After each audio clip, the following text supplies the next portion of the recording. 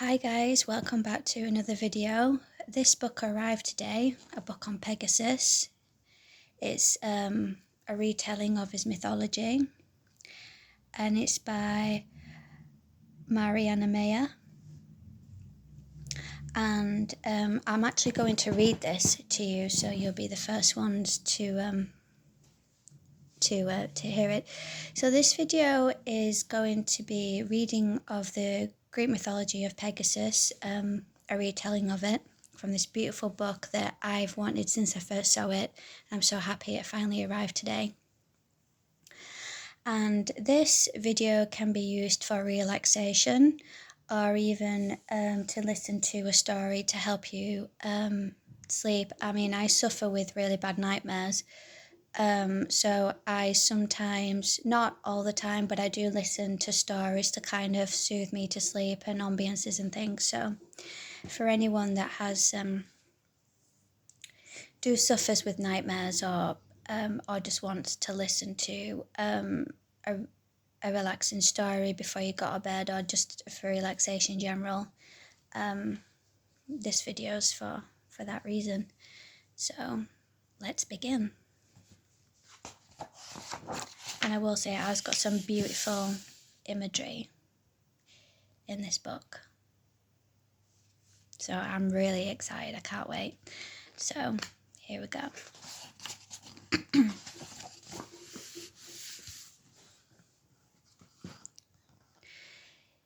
There was a time long ago when the winged horse Pegasus roamed the heavenly land of Helicon, as well as the earth below.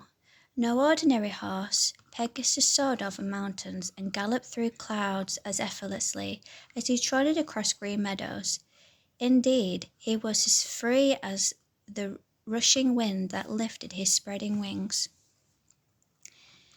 The ancient gods of Greece loved him, calling Pegasus the poet's winged steed, the steed of inspiration.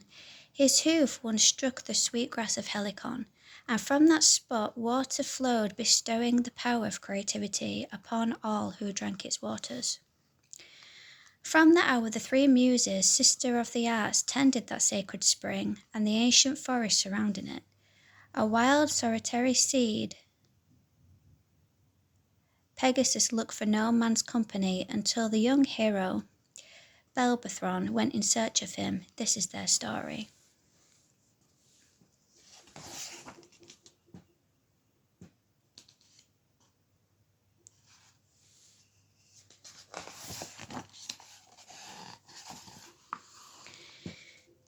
Once upon a time, there was a heroic youth named Bellerophon, son of the king of Corinth, who had many inevitable qualities. His bravery as a warrior was held throughout Greece. He was fair in his dealings and as handsome as any god. Such fame brought him enemies as well as friends. One foe plotted against the innocent youth, succeeding in turning Bellerophon's good king, Proteus, against him. Foolishly believing that the young hero had fallen in love with his wife, Proteus planned revenge. He sent the unsuspecting Bellerophon to the king of Lycia with a sealed letter. Now the king of Lycia followed an ancient custom of hospitality. He never asked the reason for a guest visit until 10 days of feasting had passed. So when Bellerophon arrived, he was welcomed by the king and his family without question. As the days went by, the youth and the king's youngest daughter, Philone, was never far apart. Love grew quickly, and Bellerophon was at the point of asking for the princess' hand in marriage, when, on the 10th day, the king at last requested the reason the young man had come to Lycia. Only then did Bellerophon present his host with the letter.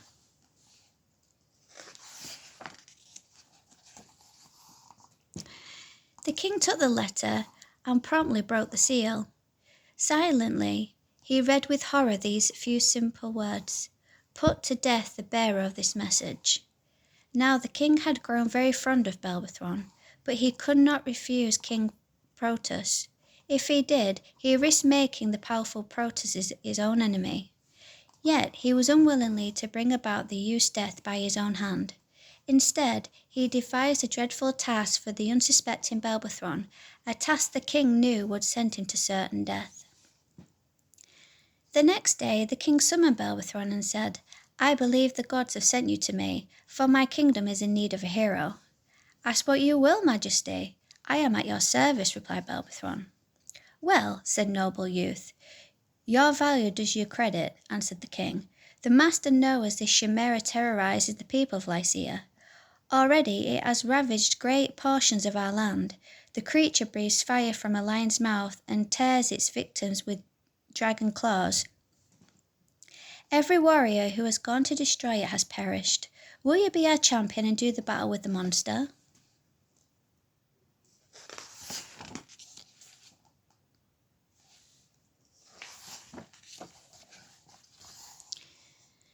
Though Bellerophon knew that he was being asked to go to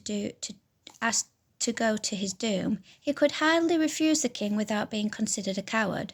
But before setting out to challenge the monster, he asked the advice of a well-known soothsayer. "You will fail like the others if you meet the beast upon the ground," declared the wise man. "Your only chance will be to convince the winged horse Pegasus to fly you to the Chimera's lair, and there do battle in the air. For upon the back of his winged horse, you might use your weapon to pierce the monster's heart.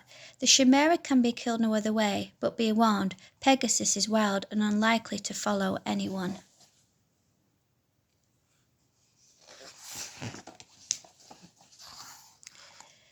Bellerophon journeyed to a place where the wise man had suggested. He might catch a glimpse of the winged steed, but expect no help from those who live nearby. The wise man had said, "The villagers guard their privacy and do not like strangers."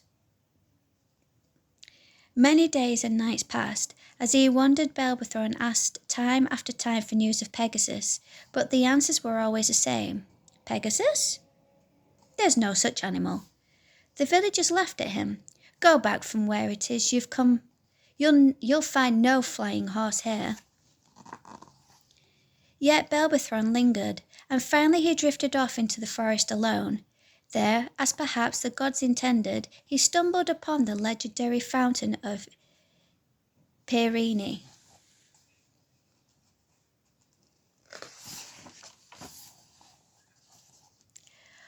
Upon a stone slab beside the fountain, Bellerophon read, "Come, weary travellers, drink and be refreshed. For once a woman, Perini by name, wept here. For her only child, her son who had been slain.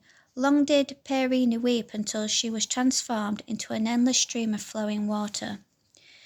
Pitying the poor mother, the gods have since blessed this spot and all those who drink from these crystal waters."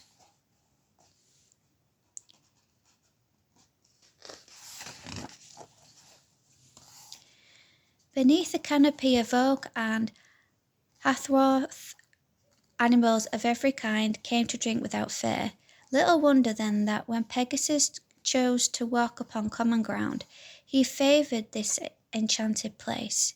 As Bellerophon approached, a pheasant flew from the marble rim of the fountain into a thicket.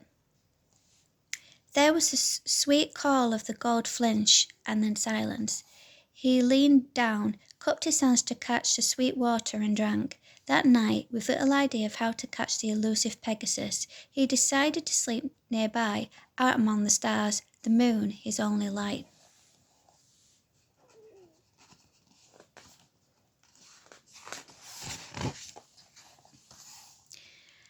As he slept, he dreamt that a luminous woman appeared, holding a bridle so fine and pale that it was barely visible.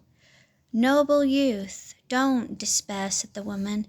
"Present Pegasus with this gift, and you'll not fail to win his love. If you learn its name, it will bid you both forever." "Blessed goddess, I can barely see what you hold and do not know its name," said the youth. "Its name is Trust," replied the woman. I give it to you to share with your brother, Pegasus. It will lie lightly between you, and none but the two of you will know it is there. Remember, you must be as equals as if you are to succeed." Now the bridle rested weightlessly in Bellerophon's hand. Then, as he gazed at it, the object melted into the air like a snowflake caught in its grasp. Looking up, Bellerophon hoped to question his benefactor further, but she too had disappeared. The youth awoke to see that it was not yet dawn. The mother of his dream lingered while the distant village slept and a fog lay on the forest. He heard a sound. Bellerophon turned. There was a horse walking, all alone, upon the fallen leaves by the fountain, like a ghost that walks in moonlight. The horse was watching him. Suddenly he felt akin to this lone animal who waited now, motionless, for his approach.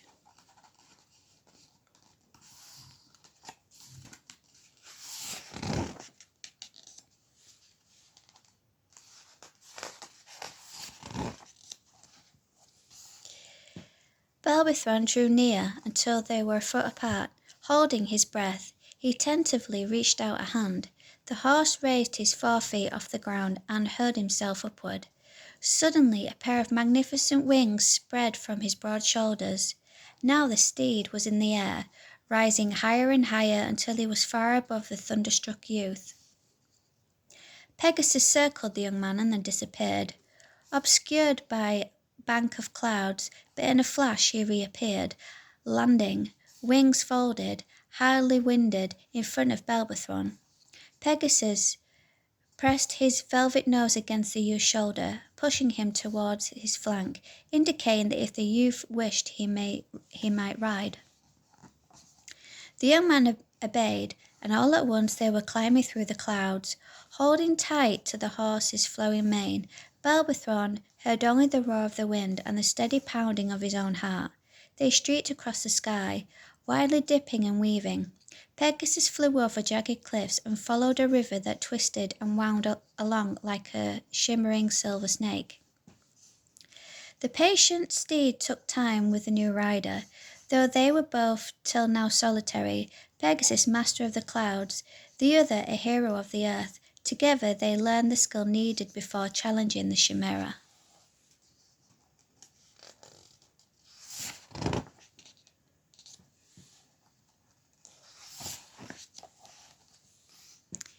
At last one evening, the youth gathered up his sword, spear and shield and went to Pegasus.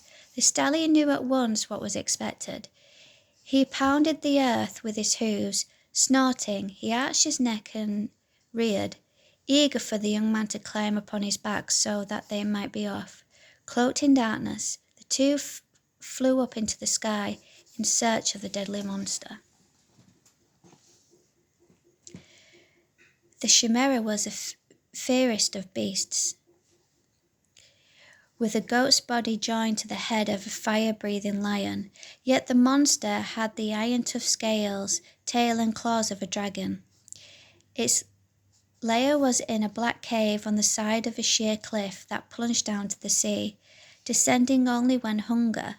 The monster devoured people and animals at random and burned the countryside with its fiery breath. It was nearly midnight when Pegasus brought the youth alongside the mouth of the cave. Suspending him in midair, at first they waited, seeing only the shared bones of cattle and defeated warriors scattered about the entrance.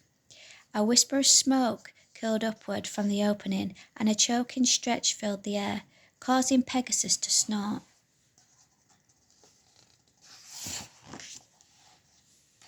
Suddenly, they heard a roar from inside the cave, and the Chimera sprung out. Fire burst from its mouth and smoke engulfed both horse and rider.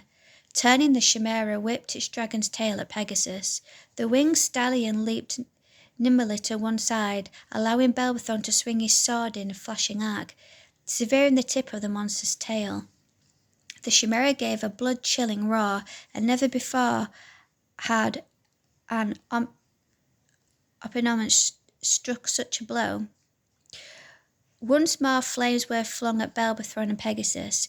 Raising his shield, the hero deflected the flames, and a cascade of sparks shot in all directions, singeing Pegasus' mane and silver-tipped wings.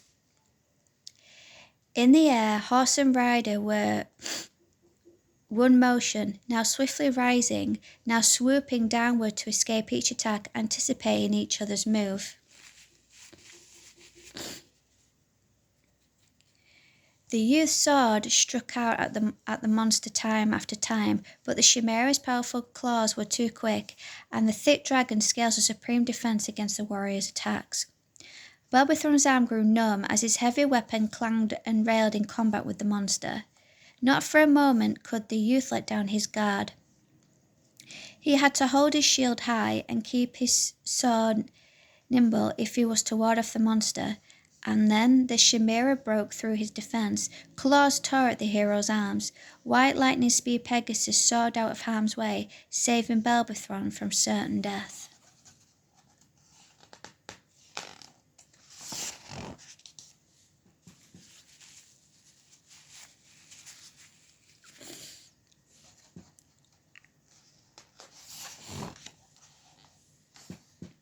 The battle raged on, and at daybreak, Bellerophon had not found a way to drive his sword into the monster's chest. Now he saw that he must make use of his spear if he was ever to succeed. Yet blinded by smoke and weakened from loss of blood, he continued to need both sword and shield to fend off the flames and deadly claws of the beast. Bellerophon knew his strength was waning and time was running out for him. He must risk giving up his sword before all his power was spent. Laying down his defence but for a moment and flung his sword away and took hold of his spear. Skillfully, he aimed and thrust with all his remaining might. Streaking through the air, the spear cut through smoke and fire and found its mark, piercing the monster to its very heart. The monster's horrible roaring ceased, and the flames subsided. Now there was only silence as the lifeless body of the Chimera dropped from the rocky precipice, falling thousands of feet to the raging sea below. It was swallowed by the waves and disappeared forever.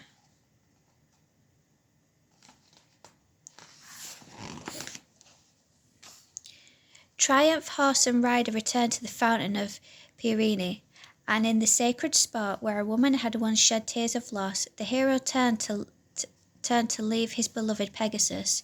He knew he could not hold the stallion against his will, but as the earthbound Bellerophon watched Pegasus' alabaster wings catch the wind, lifting him towards the heavens, he hoped that this would not be the last he would see of his friend. As the news that the Chimera had been slain, there was great rejoicing. The king dared not attempt to harm the hero again, for he was now convinced that the gods favoured Bellerophon. Instead, he gladly gave his consent to the marriage of his daughter and Bellerophon. The two were wed with much celebration and given a portion of the kingdom to rule together. And though Bellerophon's duties were great and his marriage a source of happiness, as the years passed he found time enough to steal away from worldly things to ask his friend Pegasus whenever possible.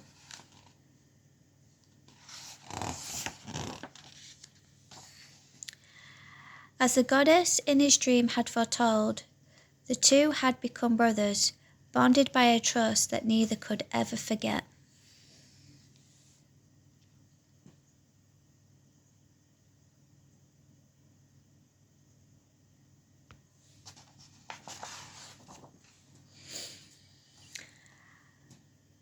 And that's the end of the book, guys.